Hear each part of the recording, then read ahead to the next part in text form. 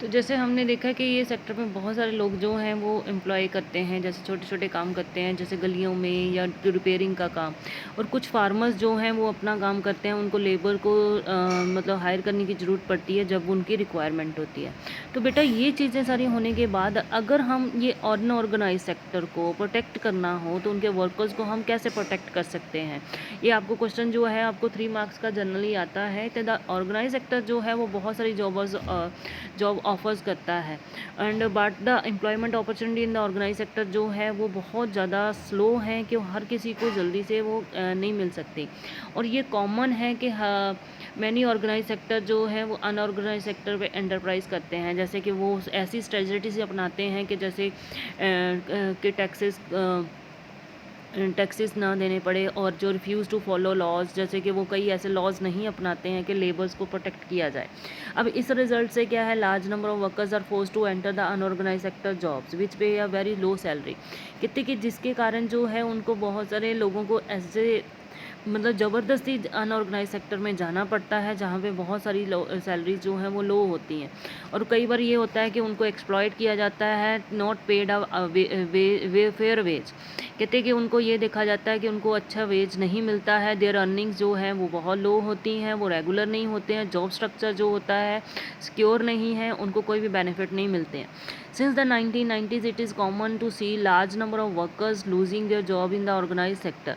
कहते हैं 1990 से ये देखा गया है कि बहुत सारे लोग जो हैं उनको ऑर्गेनाइज सेक्टर से जो जॉब है वो नहीं मिल रही है।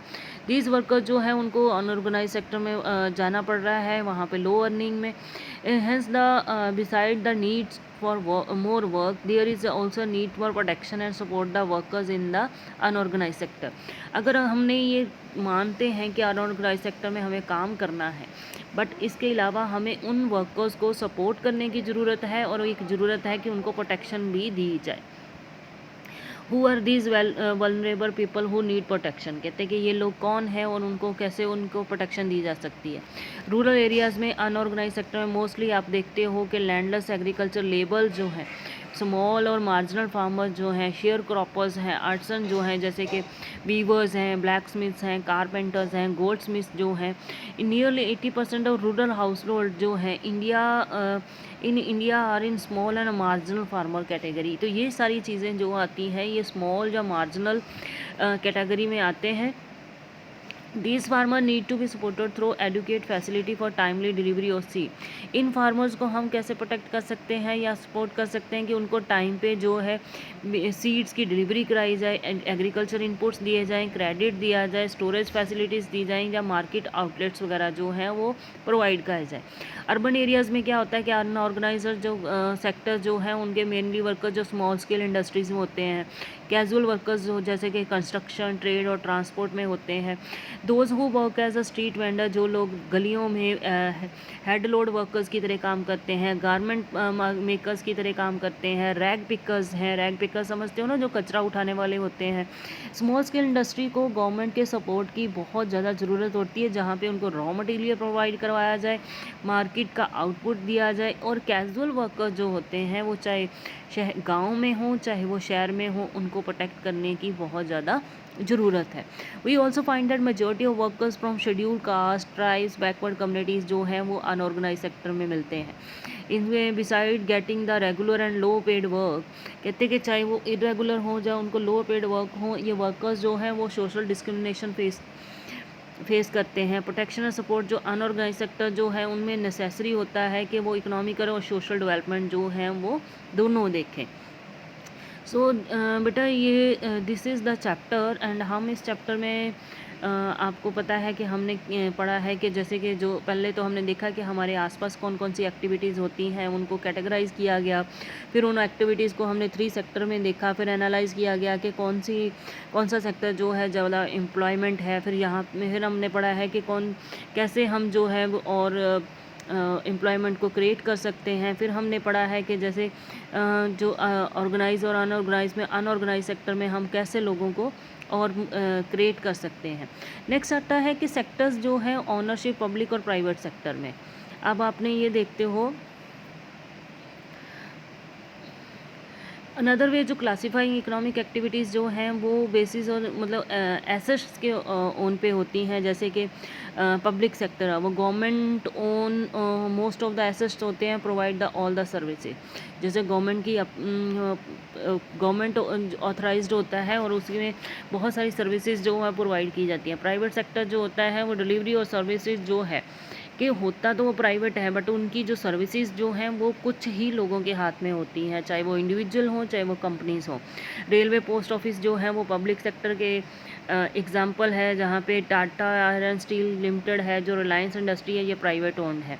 Activities in the private sector जो हैं वो बेस्ड उनका मोटिव क्या होता है, प्रॉफिट कमाना। To get services we have to pay money to the individuals and companies. The purpose of the public sector is not just to earn profit.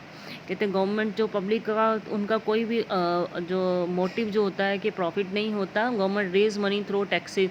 Government जो अपनी मनी जो है वो करती टैक्सेस के थ्रू, या एक्सपेंडेड जो होते हैं जो सर्विसेज पे उन पे करती है।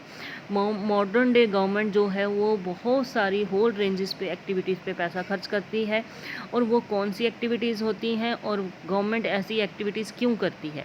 There are several thing needed by the society as a whole but which the private sector will not provide a reasonable cost. बहुत सारी ऐसी चीज़ें होती हैं कि हमारी सोसाइटी को ज़रूरत है, बट प्राइवेट सेक्टर जो है उसको एक रीजनेबल कॉस्ट पे प्रोवाइड नहीं करता। तो why some of these need spending large sum of money which is beyond the capacity of private sector.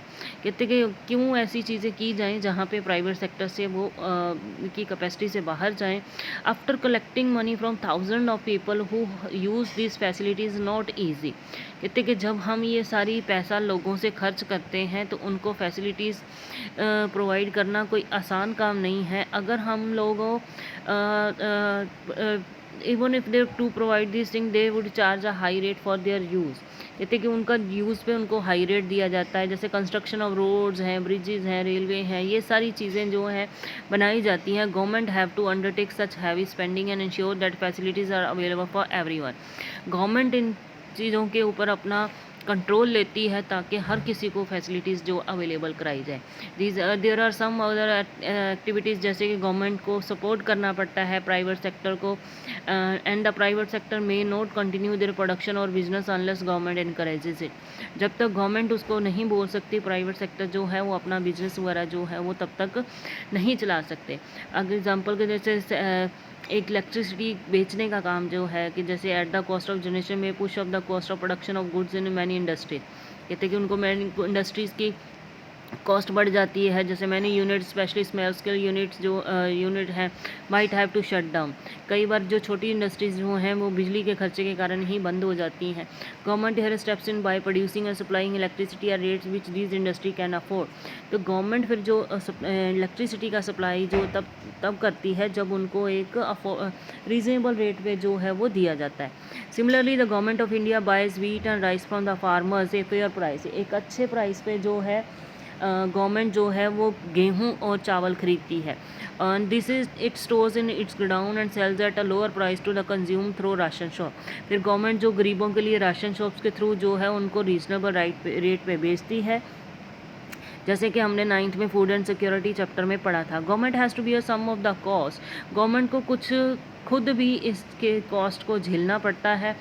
In this way the government support both farmers and consumer. इस तरह से government जो है वो फार्मर्स को भी सपोर्ट करती है और कंज्यूमर्स को भी सपोर्ट करती है। There are a large number of activity which are the primary responsibility of the government.